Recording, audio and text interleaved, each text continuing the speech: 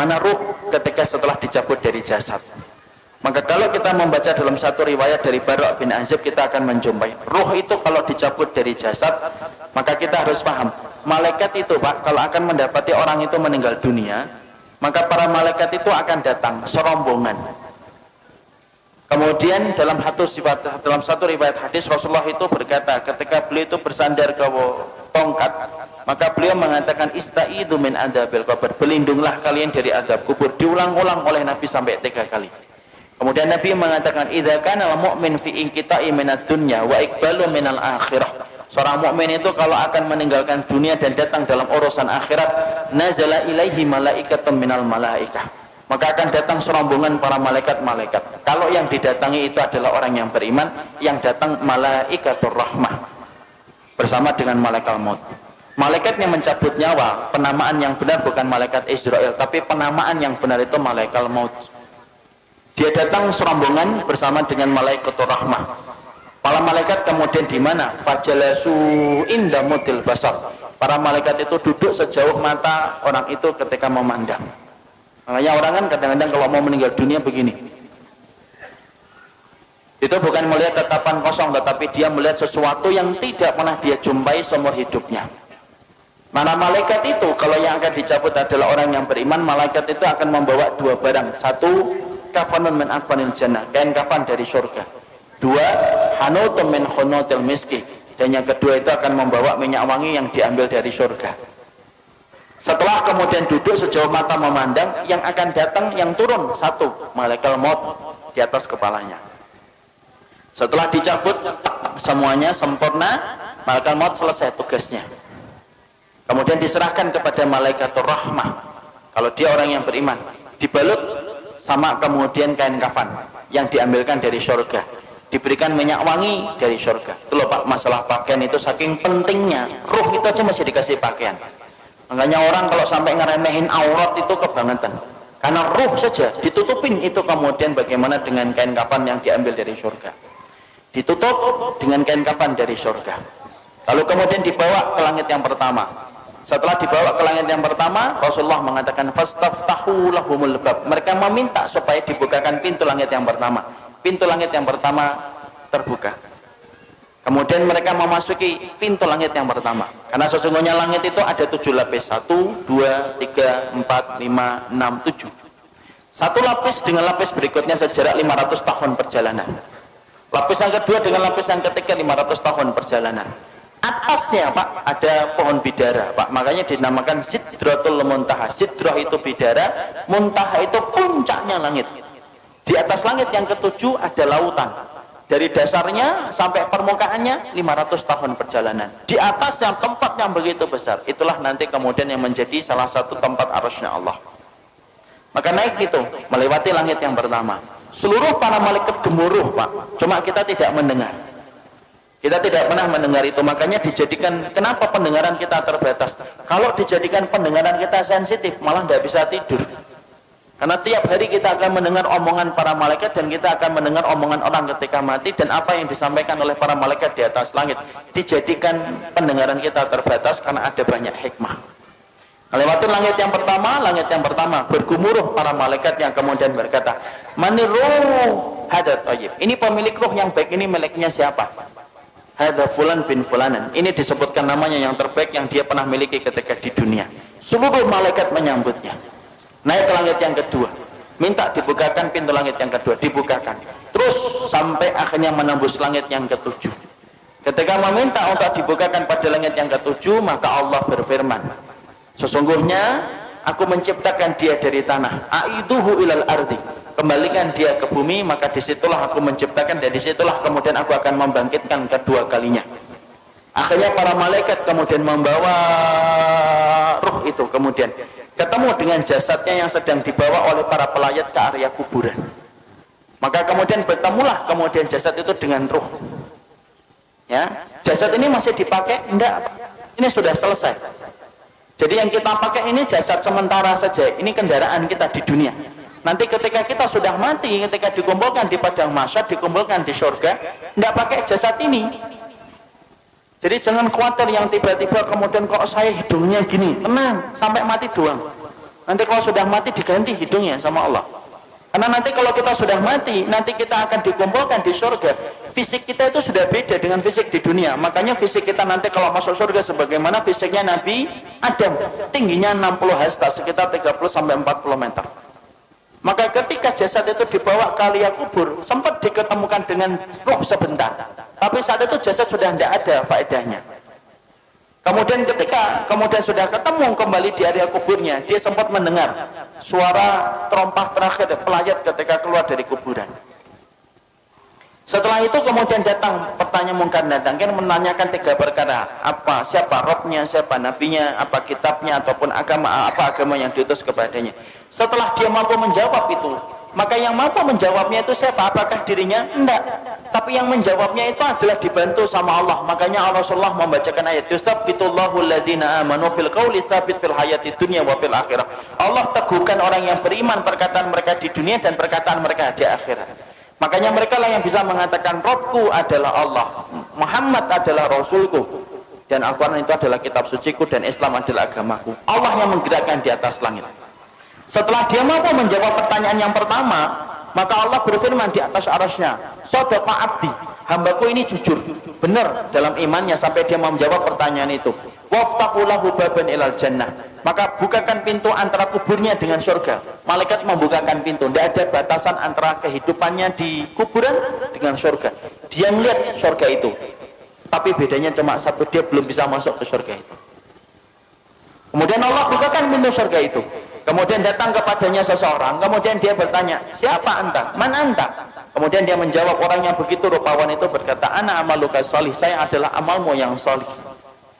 Ini sholatmu, ini puasamu, ini sedekahmu, ini ridhomu, ini takdirmu. Maka ini adalah keikhlasanmu, ini infakmu. Maka saya akan menemani kamu sampai nanti hari kiamat. Saking senangnya, ruh itu kemudian berteriak, teriakannya apa? Ya Rabb, aqimis sa'ah hatta arji ila ahli. Ya Rabbku, tegakkanlah hari kiamat supaya aku ketemu cepat dengan keluargaku. Masya Allah. Jadi memori tentang keluarga itu tidak pernah hilang. Sampai orang ketika di kuburan pertama kali, tidak ada yang dia lupakan kecuali adalah masalah dia bersama keluarga. Nah, disitulah kita paham.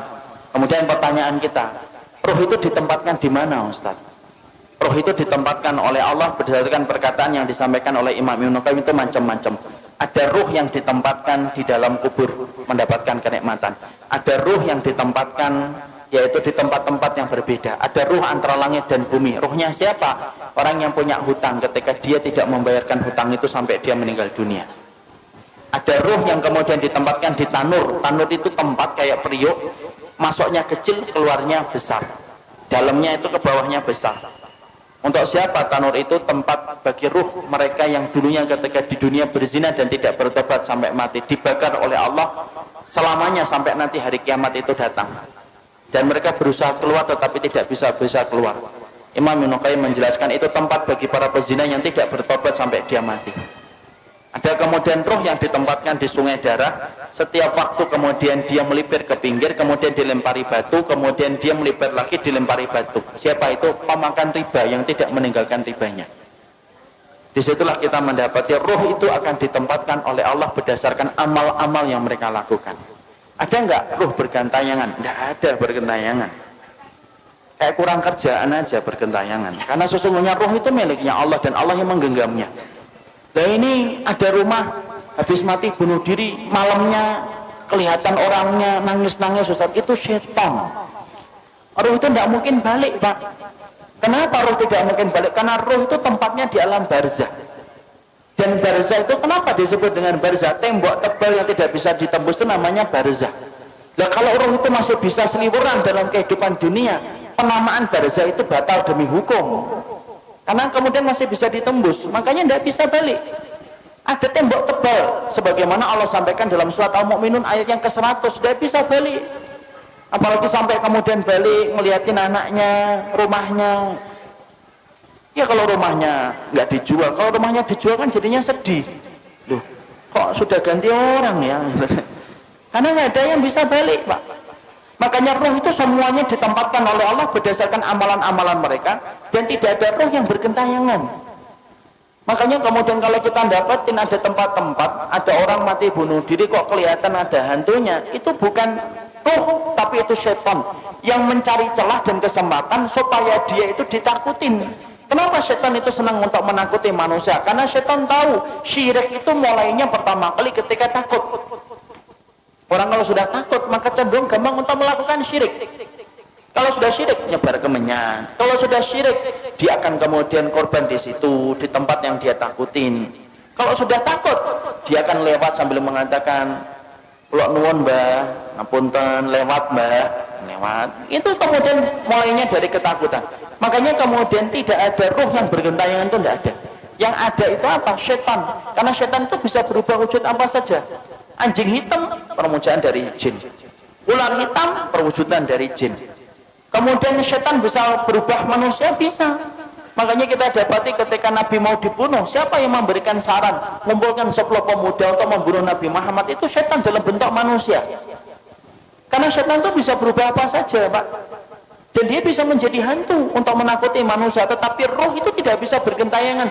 Roh itu berada pada alam barzah. Dan disebut alam barzah itu karena tidak bisa ditembus dengan apapun. Ya, nggak bisa ditembus apapun. Makanya kalau kita berbicara masalah hantu, hantu itu kan Masya Allah, hantu itu kan beda-beda kan di setiap negara dan setiap wilayah. Kalau di Amerika, hantu itu apa? Hantu itu keren, pakai jas, kemudian giginya runcing, sukanya gigit leher, enak itu. Itulah yang disebut dengan Dracula. Itu hantu Amerika. Kalau Cina beda lagi, hantunya lompat-lompat gitu. Kalau kemudian ada warna kuning berhenti dia, itu hantu Cina. Kalau Indonesia itu yang paling ini, Indonesia apa? Ngesot gitu ya. Itu Indonesia, Masya Allah. Ini produk karena penjajahan Belanda. Sampai bayangin hantu itu nyana longsong gitu loh. Yang paling keren itu ya Amerika, pakai jas, giginya runcing, takut sama matahari. Kenapa kok manusia itu ketika bayangin hantu itu beda-beda? Karena memang hantu itu hasil dari kemudian bayangan kita sendiri. Ketika setan itu kemudian menakuti kita supaya kita melakukan kesyirikan ketika sudah takut. Makanya tidak ada yang namanya roh itu bergentayangan, itu tidak ada, Pak. Kata Imam Ibnu Qayyim, roh itu ditempatkan oleh Allah berdasarkan dengan amalnya. Ada roh yang ditempatkan di dalam tembolok burung hijau. Rohnya siapa? Orang yang mati syahid ditaruh dalam tembolok burung hijau, kemudian rumahnya di bawah arsy. Arsy-nya Allah, mereka tinggal bergantung itu. Kemudian mereka masuk surga di waktu pagi, kemudian pulangnya di waktu sore. Tidurnya di bawah arsy-nya Allah. Ada orang solih ditempatkan di dalam tembolok burung tapi bukan hijau. Dia masuk surga tetapi kemudian dia tidak bisa menikmati sebagaimana para syuhada. Ada roh yang ditempatkan ila rafiqil a'la. Makanya Nabi ditanya, ya Rasulullah, oleh Aisyah, ya Rasulullah, apakah engkau akan meninggalkan kami? Kemudian Nabi menjawab, ila rafiqil a'la, menuju kepada tempat kumpulan teman-temanku yang solih. Itu menunjukkan apa? Roh itu ada tempatnya sendiri. Makanya kalau kita bertanya, apakah roh itu bisa ketemu dengan roh-roh orang lain? Imam Ibnu Katsir menjawab, iya, roh itu bisa bertemu, Pak, selama mereka sama-sama mendapatkan kenikmatan. Tapi bertemunya mereka tidak ada kaitannya dengan kehidupan di dunia. Makanya kemudian Imam Ibnu Katsir itu mengatakan, innal arwah muqassamatun ila qismain. Roh itu terbagi menjadi dua. Ada roh yang mendapatkan kenikmatan, ada roh yang mendapatkan azab. Roh yang mendapatkan kenikmatan, mereka kumpul. Sebagaimana Nabi mengatakan, ila rafiqil a'la. Beliau ingin ketemu dengan rohnya Nabi Musa, rohnya Nabi Ibrahim, rohnya Nabi Nuh, rohnya Nabi Adam. Itu yang dipilih oleh Nabi ketika beliau sebelum meninggalnya dan wafatnya. Beliau mengatakan apa? Ila rafiqil a'la. Makanya Nabi detik-detik ketika sebelum meninggal, beliau melihat ke langit, kemudian beliau mengatakan ila rafiqil a'la, tangan beliau jatuh, kemudian kepala beliau bergeser. Akhirnya beliau meninggal dunia. Berarti roh itu kumpul enggak dengan roh yang lainnya? Roh itu kumpul dengan yang lainnya selama mereka sama-sama beriman. Kecuali roh yang mendapatkan adab. Innal arwah mu'adzabah la tatakian. Sesungguhnya kalau roh yang mendapatkan adab, mereka tidak ketemu. Tapi roh yang kemudian mendapatkan kenikmatan, mereka saling ketemu. Mereka saling ketemu dan mereka saling bertanya. Makanya Imam Ibnu Katsir sampai berkata, roh itu kalau kemudian ada yang meninggal, kemudian roh ini orang yang beriman ketemu dengan saudara-saudara mereka yang sebelumnya sudah meninggal, mereka saling bertanya, gimana kabar keluargaku, Apa yang terjadi? Itu anakku sudah punya anak ataukah belum? Dia akan nanya kepada roh yang baru balik ketika sama-sama mendapatkan kenikmatan. Jadi contoh paling kasusnya Pak, ini saya kaji cukup panjang bersama dengan riwayat-riwayat yang saya peroleh dari Imam dalam riwayatnya Imam Qurtubi. Saya ini misalkan dalam rumah saya, ibu saya meninggal 4 tahun yang lalu. Ibu saya meninggal 4 tahun yang lalu. Kemudian ada itu keponakan beliau itu meninggal 2 bulan yang lalu. Ini kalau sama-sama beriman sebagaimana keyakinan dari Ahlussunnah, Imam Qurtubi, Imam Ibnu Qayyim, itu ibu saya insya Allah kalau beliau mendapatkan kenikmatan di alam kubur akan ketemu dengan keponakannya, sepupunya. Dan ketika mereka ketemu, mereka saling bertanya, gimana kabarnya Fulan? Gimana kabarnya Fulan? Fulan gimana? Bagaimana desa di sana sekarang? Kenapa mereka bertanya tentang keadaan keluarganya dan keadaan kampungnya? Karena mereka sudah terputus kabarnya dari kehidupan di dunia. Makanya inilah yang menjadikan kita akhirnya memahami, ternyata roh itu, dia itu ada yang mendapatkan kenikmatan, dan di antara kenikmatan itu akan dipertemukan dengan roh-roh yang beriman.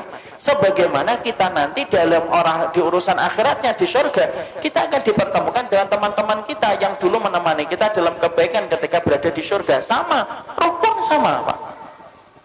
Jadi di sini kita paham tidak ada roh bergentayangan, tapi roh itu mereka akan mendapatkan tempat yang disebut dengan tempat barzah. Disebut tempat itu barzah karena tidak bisa ditembus dengan apapun, dan roh yang mendapatkan kenikmatan saling bertemu dengan roh-roh orang yang beriman yang juga mendapatkan kenikmatan. Jadi misalkan di sini di Tangmangu ini, kalau ada yang sudah meninggal gitu, kalau yang meninggalnya baik, ternyata di kuburan dia mendapatkan kenikmatan, ada saudaranya juga yang meninggal lebih dulu kemudian mendapatkan kenikmatan, itu saling ketemu. Itu saling ketemu deh. Dan itu mudah bagi Allah. Makanya Imam Ibnu Katsir itu menyampaikan itu mudah bagi Allah, karena itu merupakan bagian dari kenikmatan yang Allah berikan sebelum mereka menunggu urusan akhirat ketika kiamat ditegakkan oleh Allah. Nah itulah yang menjadikan akhirnya Masya Allah ya, sedemikian masalah roh itu.